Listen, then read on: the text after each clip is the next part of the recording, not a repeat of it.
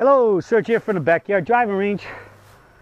Oh, we have a question that, this is not so much a question as comments on how Serge here figured out some points about the golf swing that really helped him. And so I think it's going to be really good because I loved transferring or passing on to y'all what someone figured out. Maybe his thoughts can help you figure out this situation that he talked about.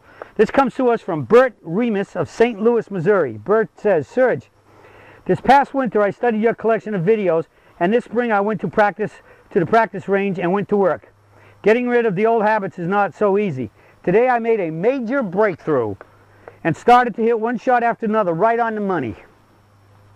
This morning I couldn't understand why I kept spinning out and winding up on my right side, and finally it dawned on me. In my old swing, I had a lot of shoulder rotation and very flexible wrist action. So shoulder rotation means he's taking a big turn and very likely getting his hands, his club, deep in the sacred burial ground. All right, so he's deep in the burial ground. Flexible wrist action implies he was very likely letting the club drop at the top, cupping the wrist. With my wrist becoming loose at the top of the backswing, I would automatically spin my hips and either hook or slice the ball with my weight on my right side.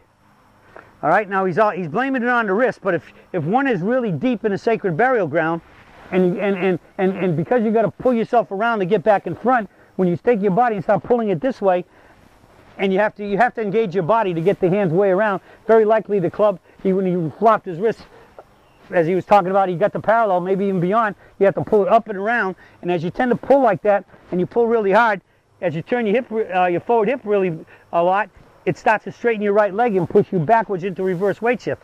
We could also throw in that there's an outside chance when you turn that much, it's going to pull you inside to out, and very likely, as you swing around, it's pulling you to the left, and you hold on, that's where the cuts and the blocks come and the thins come from. If you release it, that's where he's going left. I mean, I also wouldn't forget that there's a good chance maybe there's some aiming to the right involved there. When I kept the wrists firm from the start of the backswing to the vertical position at the top and kept them firm all the way to the finish, my arms tore through the ball to a high finish shot after shot with all the clubs from the wedge to the driver. I always thought you needed soft wrists for club head speed. Soft wrists, I gotta circle that, for club head speed. Man, was I wrong. Let me read that one more time, because I love it when you all come up with a thought and a comment that really rings my bell in being good. I always thought you needed soft wrists for club head speed. Man, was I wrong. I'm shocked at the power and accuracy of this swing. Thanks, and look forward to future videos along with the dailies. Best, again, Bert Remus, St. Louis, Missouri. Thank you, Bert, for bringing us your thoughts on the swing.